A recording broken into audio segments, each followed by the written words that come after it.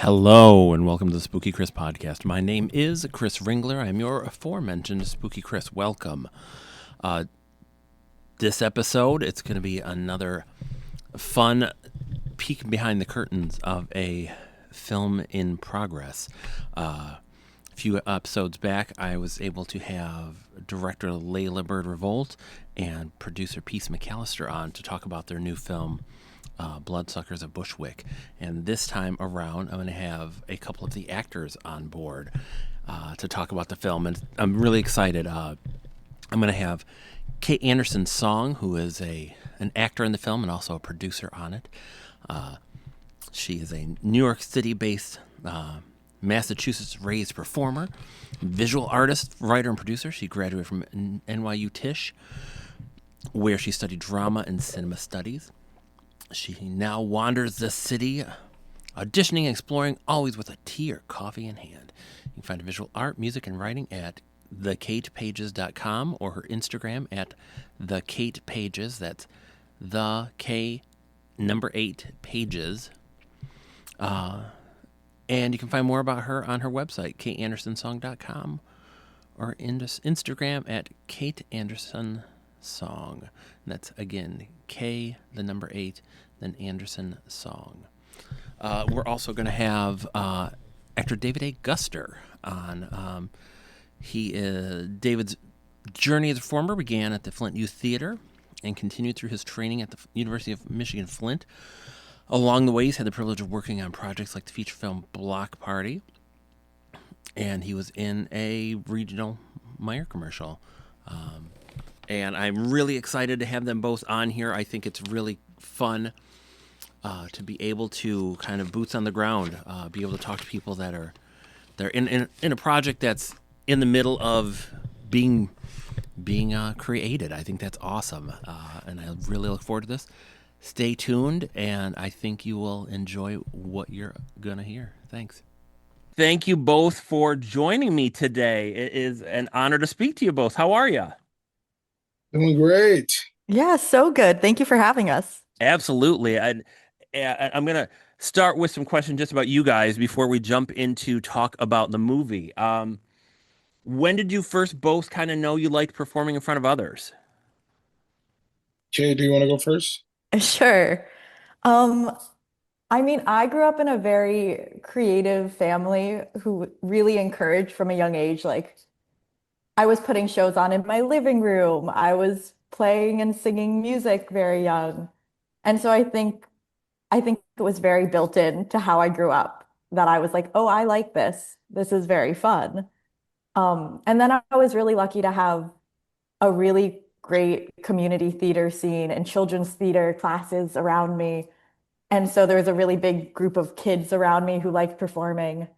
So yeah, I would say as young as like 4 and 5, it was very clear to me that I was like, this is so much fun.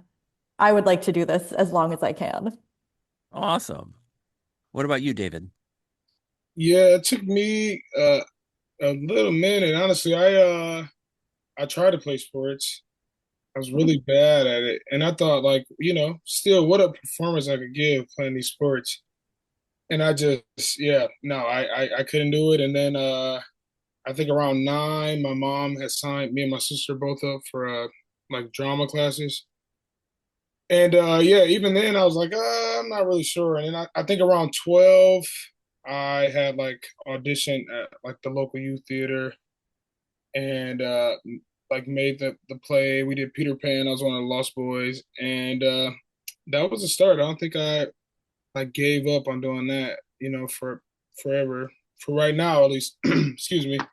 But what I got going on, I just never thought like after that moment that I would be doing anything else. So yeah, it's been a minute now. Oh, it's awesome. Now, did you guys kind of fall in love with like performing and stuff through theater then, or kind of had you ever thought about being in movies, or was it always kind of you liked it to doing live performance in theater? I think I wanted to be like a Disney kid really bad when I was a kid. Yes. And I Yes. would make my parents take me to these like open calls like at the local like hotel lobby, you say one line like, "Oh, I love Coca-Cola. It's the best soda in the whole world." And they say, "You got it, kid." And they say, "Oh, you and your parents come back for this meeting," and you sit down and they be like, "It's gonna be $1,500 to make your kid famous." And I wanted it still. I'm like, "We got $1,500, right?" And we did not. And I would get a little disappointed. But theater helped me like remember that I could do it and like other aspects that don't have to be film and TV, especially on like a Disney scale. And yeah, yeah. Took me a minute though. Yeah, and I started definitely in theater and in musical theater because that was what was around. And that's what, as a kid, I could do. And then as I was going into college and looking for college majors and such, I was starting to realize that that might be a way into learning about film and learning about film acting. And so that was when I really started to be like, wait, I could actually do some on-screen stuff. Because I too, as a kid, I don't know any child who performed who didn't want to be a Disney Channel kid. I That mean, seems it's so that's real of an experience. My sister, I just had a birthday, and my sister posted a picture of her and I. And I talked to Layla, like I showed her the picture, and she's like, "Oh my God, what a Disney Channel face you had." I'm like, oh yeah, I was Well, ready for it. in the craziest turn of events, my younger sister, who is also an actress, she actually got to be on a Disney Plus show oh wow. as a kid, and I've never been more jealous. I was at the time in my 20s, and I was like, Margot, you better enjoy this. This is Yeah, crazy. seriously though, like you better live it up. Hmm. That's cool. Hopefully she has a good experience with it. That's great. Um, so how did you both really get serious about acting? I mean, and not, not to say that even just being in shows isn't serious, but really decided that this was something you really wanted to do. Uh, I think rejection helped me like figure it out real fast. Like I just remember being so discouraged when I thought I was like, a part of like a company, especially at the youth theater. I just thought I was like in this in crowd, and I so badly wanted to be a part of it like long term. And when I first got like a rejection letter that I wasn't being cast in the show, I was truthfully ready to just like end it all there. But shout out to my parents for their support and teaching me like to continue the course. If I really want to do something, I should do it. And so I think around that time I got very serious about it. Yeah, I feel like part of getting serious was as I decided to go to college and was looking at what like options I had, realizing the option I wanted was to go to college for acting and for something film related. But I actually think it was over the summers of high school, I would go to a summer camp. And it was the first time I was with, and it was a theater summer camp. And it was the first time I was with other kids who seemed really serious about acting. And like, it wasn't, you weren't made fun of for trying really hard or for caring. And I think that was the first time I was like, oh, I really do care about this. Like, I am right here with everyone else, really wanting this thing. That's awesome. Now you're both, what they refer to as working actors. You guys have kind of day jobs. What's it like trying to balance kind of what you want to do with what you have to do? I mean, I can take it from my point of view. It's hard. I think I feel very lucky to be in New York City, which I think if I didn't go to a college in New York City, I don't know if I would have been able to really move myself there. But it's really hard.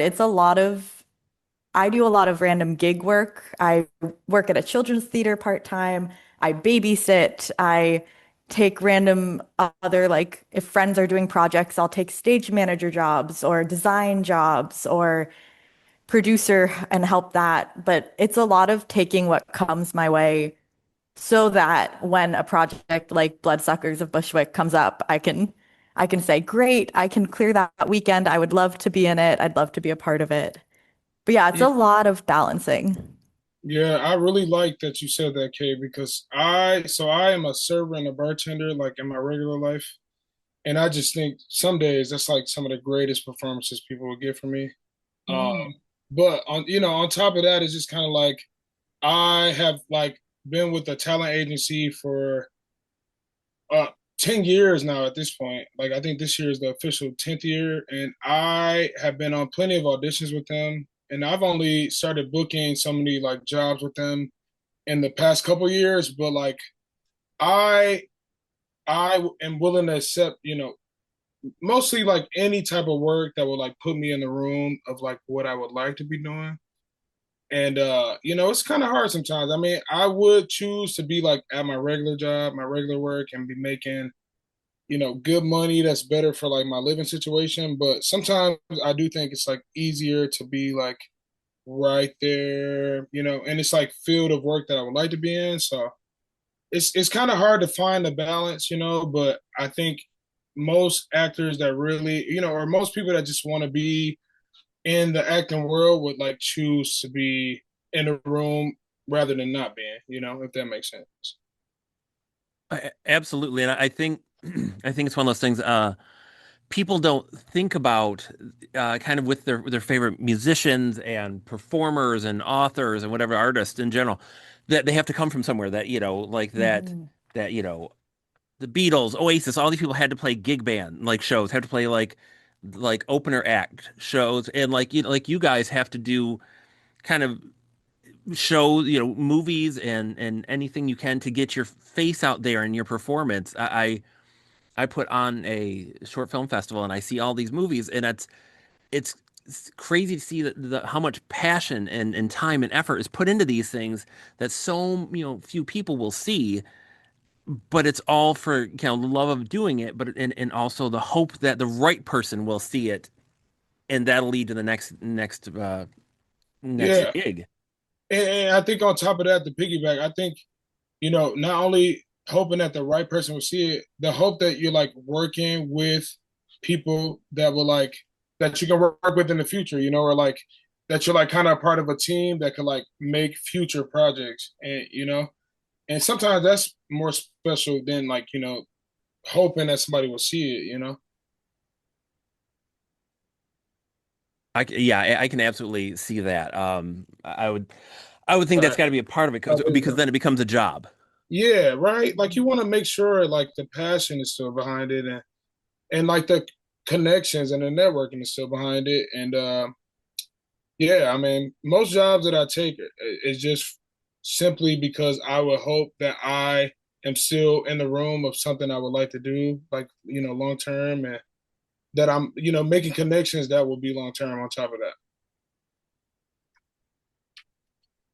Absolutely. Are there certain types of roles that you guys like to play more than others, or either or roles that you've wanted to try but haven't the type of role but you haven't gotten a chance to yet? I mean, I know I've gotten lucky that I've gotten to play a number of horror related. I've been in a lot of horror short films and that sort of genre short film, and I think that's very fun. And I'm not a big horror watcher myself, but I really like being in those projects because they just tend to be so creative. You tend to get put in situations you never would be otherwise. Um, and so I'd love to do some more of that. But then I have a lot of like I would love to do something really comedic and really silly. And yeah, I think that'd be so fun to do like a multicam situation because it's kind of rare these days to see that. I only see it on like Abbott Elementary.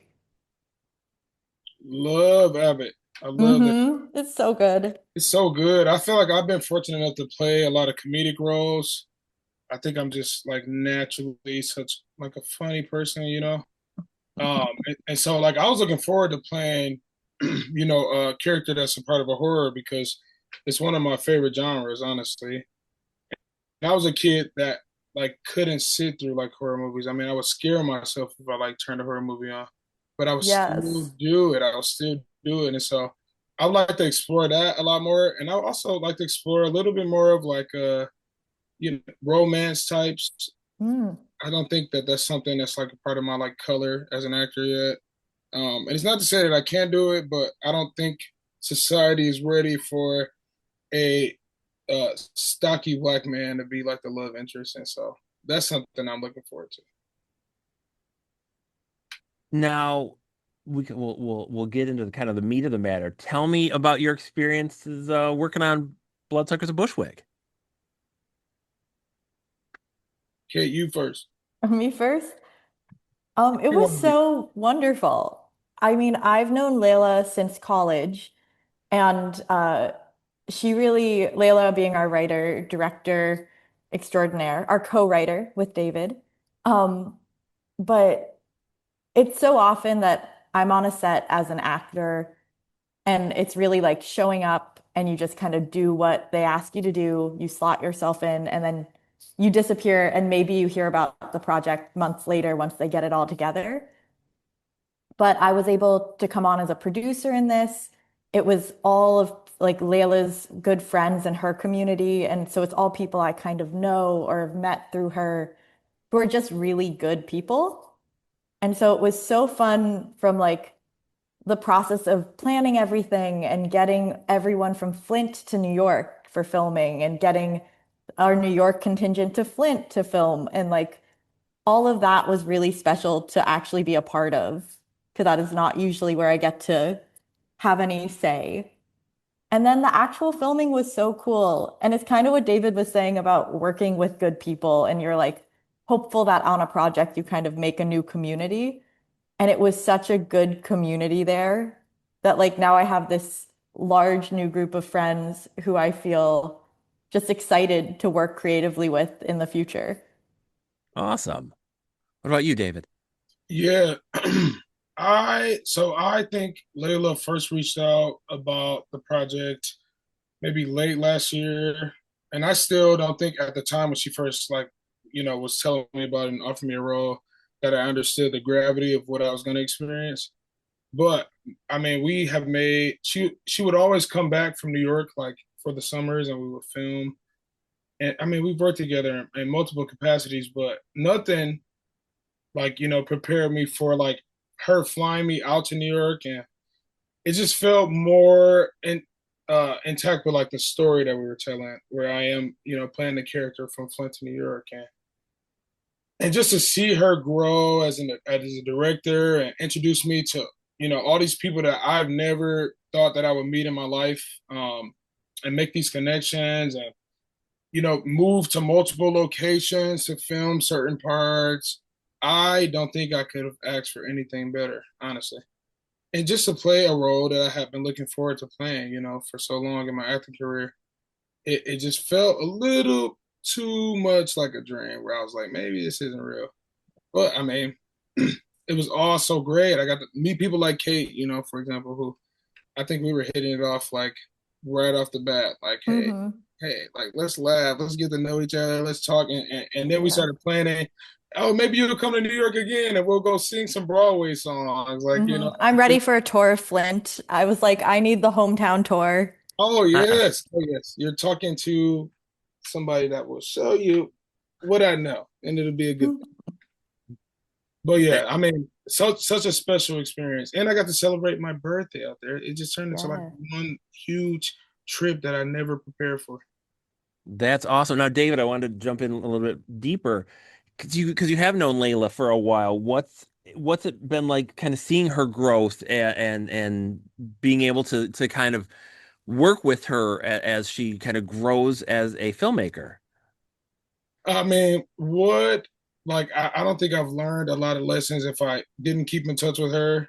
Like I remember when she was even just first moving out there, and we would talk. I mean, she taught me what survivor's guilt was, and I didn't know, to the extent of what she was getting at. But like, if you know, it was just to the extent of like I would call her about like what I was going through back home, and she would be like, "Well, this is what I'm going through." But sometimes I feel more bad that I'm not there to help you through your journey that you're on right now, and it just took some time. And she would write me these postcards that I still hold like to this day, and she would send me these books in the mail, and we would just still always make sure we were talking. And I just think that is very special in the grand scheme of things, as far as like if I hadn't maintained that kind of relationship and got to see her grow, even past, I was with her, you know, just a little side story. I was with her when she got her acceptance letter to NYU. Oh, wow. And we jumped Wow. up and down in this library at our high school. We went to a high school that was inside of the University U of M Flint. And we jumped up and down and screamed. And that's like a quiet place, you don't want to be too loud. But I just remember feeling like so excited for her. And I don't think in that moment either one of us prepared for like emotionally what we would be going through, like apart from each other. But we always just kept in touch. And so then for her to come back home always and we would film, like I mentioned, that was always sweet. But then to see her now, like when we just shot this, it just felt so like I don't even know how to put it into words. I just kept reminding her like that I was so proud of her. Just to see like one of your childhood friends like grow in the field that we both were growing in, and make connections where like even the camera, I'm like looking at the camera that we're shooting on. I'm like, oh, this isn't like just a Nikon that we used to film stuff on, or having a boom operator or having, a mic even hooked up to my like pants. And yeah, that's my girl. I love her for life. And I just never let her forget like how proud I was of her being able to put all of that together. That is awesome. Now, Kate, I had a question for you. You're a producer on the film. What was that experience like? It was really interesting. I have a little bit of producer knowledge from I for many years assisted a woman who was a producer and would had a production company. But especially on a project that is independent, that's smaller, it's so kind of ragtag, like we all just are pitching in to get the project made and to do what we want to do with it. And it felt that's always what I like about doing theater is it feels very communally. Everyone is adding in what their skills are and what they need to do to get a play on stage. And this felt very much like theater to me in that way, where it's a group of us who were all kind of just taking the tasks as they came. So I got to do there was some organizing I'm doing, but then I was like, I'm not great at math. I should not be helping you with finances. So that could be pushed to somebody else. Um, and now in our post-production phase, I'm getting to help do a lot of the fundraising perks. So we did our fundraising on Indiegogo and we had a bunch of donors give money and for X amount of money, we will send them like t-shirts and tote bags and a zine. And so I'm getting to help design some of those. I'm getting to use some of my illustration visual art skills and make the zine. So it's been very fun and very like, it feels like a very team effort.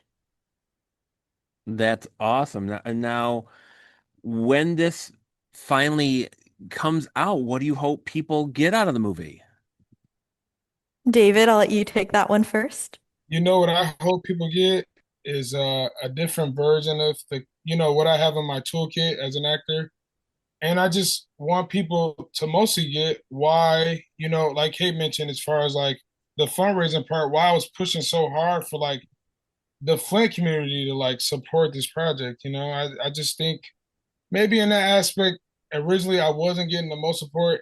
They did start showing out right at like the end of the Indiegogo, but I just want people to remember that I am still here right now.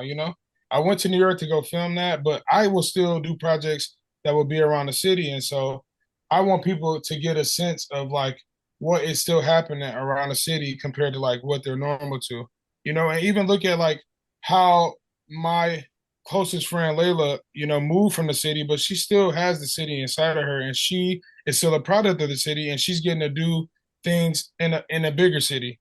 And just remember that it's not always about like what's happening like right in people's faces, but sometimes I think when it comes to Flint specifically, they kind of focus on like people's achievements and accolades, and fields that aren't acting. And I just hope they get a different sense of like what it can be. You should support anybody doing anything successful that come from the city. Yeah, and I think that's like one of the most exciting things is this short is giving kind of a taste of of really Layla's identity, but of this Flint and New York City mashup. And that it's in so many ways is such a, from what I understand, I can't claim to be from Flint, but such a Flint coded film. And that's being a short film that's just kind of just touching on it. And so I think it's a really cool taste of what could be to come and future films that I know Layla wants to make. And I also think it's a really cool look at a side of New York City that you don't always get to see. And you so often you get the rom-com New York City or like the Gotham New York City energy, but you don't get to often see kind of the not the real New York City, but the gritty side of New York that is the reality for so many people moving here from other places and just trying to survive and figure it out. Yes, yes. And if I can just piggyback on that for like one little sentiment, it'll be a chance for people to experience, the very cliche saying of like everything that glitters ain't gold, Hmm. because you will have people that will live in a small city like Flint, and there's many cities like Flint all around, as far as like the capacity of people. But just like you would think somebody from Flint will go and experience life in New York and have such a good time, and and you get to see that sometimes it's just not like that. People experience hardships no matter what you might be thinking they're going through. And yeah, I really hope, honestly, the most that people will see that.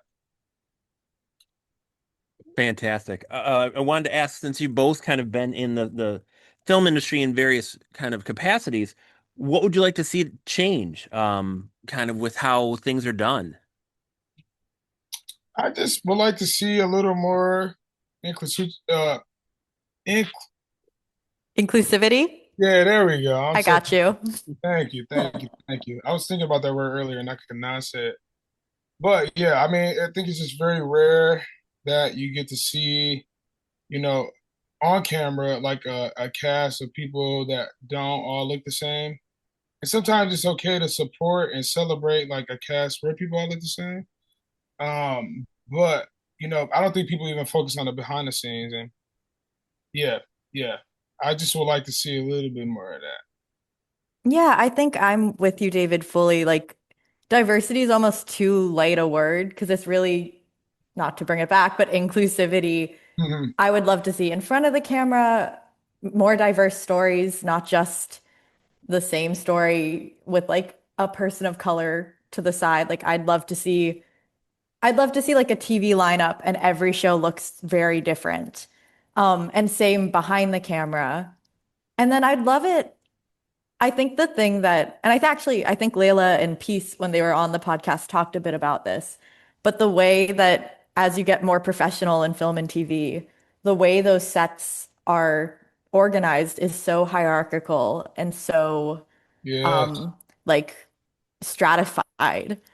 And you really, I think, start to lose the humanity of it and lose relationships and the love of creativity and making stuff. And mhm. so I think just like upholding that as we make more and more things is what I would hope we could all work towards. And I like Bloodsuckers is a great example of that, where it really was an experience where I was like, oh, you can do this a different way. You can do this with friends and all caring about a project. Yes, yes. And it's back to what I was kind of saying earlier. Like, I don't think, like, I feel like I struggled with this even when I was in college and I went to school for theater performance. I never felt sometimes like, secure in the fact that like I am not your like normal leading guy. I'm a bigger black guy who comes from, an urban community, and I just don't think people were ready for like the talent that I had to offer. And even as an adult, when I'm still auditioning, I don't think they're even ready then. And so I would like to see a little bit more of that in the sense of like diversity on projects. I think everybody deserves a chance to be like seen and heard, and everybody's stories deserve to be told, and everybody deserves to be a part of the team. And yeah, I just would like to see way more of that. I don't think it happens at all, and it definitely does not happen in like the current environment that I'm Mhm. Would either of you want to get more involved, like as writers, or for David, like as a producer, or make your own film someday? Most definitely. I struggle with like my writing skills when it comes to projects. And I mean, it just Layla poured into that so much with this project Yeah, I because was gonna say David is the co-writer on yeah, Bloodsuckers because he yeah. contributed so much to the story. And I was contributing more about like originally, if I could just be transparent, it was more about like it was servicing like my character the most. Like I was focusing on that more. But then I thought about like how like, through this character that I'm playing, I could probably help in the aspect of like what else is being written. And I think that's when the co-writing credit came. But I don't think that was originally Layla and I's plan. And she actually offered it, which was really sweet of her because I didn't think that I was doing anything. I was kind of just being a little, what's the word? What's the word? I was being a little nonchalant about what I was offering. I was being a little like not braggadocious. I didn't want to do that. And she helped me like embrace it more, And so I would like to see more of that first, and then I would love to see me producing and directing. I can't wait to direct something. I Mhm. That's what I'm looking the most forward to. And yeah, I would definitely love to dip into the writing world and directing world. Um, I've gotten to do a little bit of producing, and I always said growing up as I was figuring out what I wanted to do, I was like, I think I'll be happiest if I can just have a bunch of friends and we're all doing creative stuff, and I can just kind of jump in different roles and be an actor in this project and a writer over here and produce this project and so I kind of think that's still my hope is that I can just have my fingers in a bunch of pies all the time. Fantastic. Do you guys know if there is a timeline when the film might come out? I know it's still being worked on, but I didn't know if there was kind of a target. No, I don't think anybody really knows. I think, you know, Hmm. I uh, know this could be outdated information, but I know that Layla was hoping to at least get something together cut by the fall.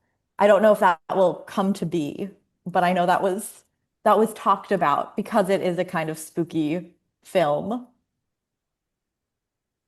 Awesome. Yeah, fingers crossed. I mean, it'll when it comes, it comes. But yeah, fingers Mhm. crossed that it can get out in time. Now, yo, I'll just tell you, even if it's the fall, Chris, I want to see it tomorrow. That's how I literally like we recently got like a little bit of like stills from the project. And even when we were still filming, I was watching some of the playback and I'm like, oh my, I just want to see it right away. And that's the difference between film and theater, film and stage. You get like the instant gratification from like when you're doing a play, or a live performance. And when you film something, man, I mean, you just gotta sit back and wait. And that is the part that you probably like don't like the most. no, I can understand. You're kind of everything's taken out of your hands, and you're along for the ride. So I totally get it. Well, I thank you both so much for joining me. Where can folks find, maybe movies you've been in or your I know like Kate, you have a few different kind of offerings for folks, but I know if David, if you did, like, but where can people kind of track you down?